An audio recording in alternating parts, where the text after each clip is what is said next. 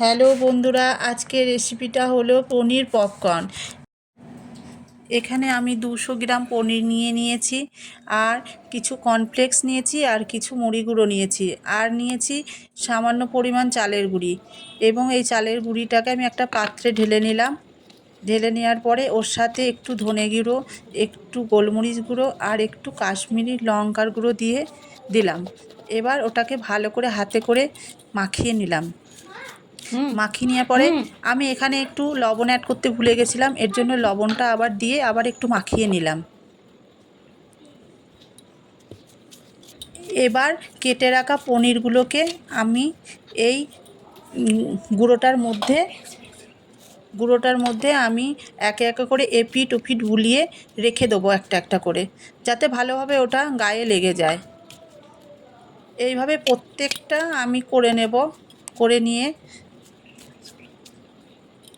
পনিরের পিসগুলোকে প্রত্যেকটা ভালো করে মাখিয়ে নেব। দেখুন কত সুন্দর হয়েছে, দেখুন কি সুন্দর ঝুরঝুরে হয়েছে, একটাও গায়ে লেগে লেগে যাচ্ছে না।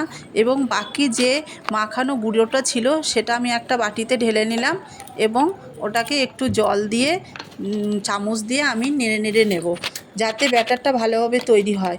খুব পাতলাও হবে না, আবার খুব গাঢ়ও না। এবার ভালো করে ওটাকে আমি মাখিয়ে নিতে হবে।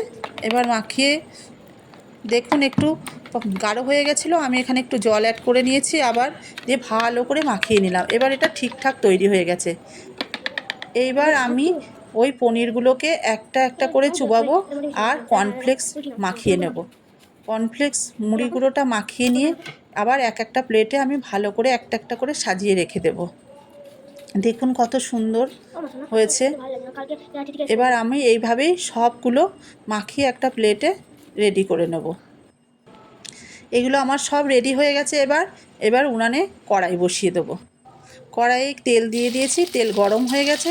এবার একে একে সব পনিরগুলো আমি দিয়ে দিলাম।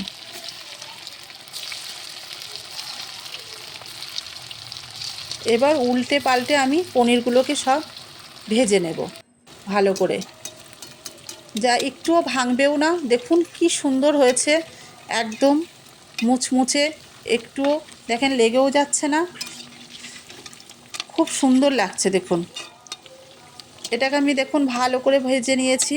এবার আস্তে আস্তে ভাজা হয়ে গেলে এটাকে আমি তুলে নেব। লাল লাল করে ভাজা হয়ে যাবে, তারপরে আমি এটাকে একটা পাত্রে তুলে নেব। দেখুন কত সুন্দর হয়েছে।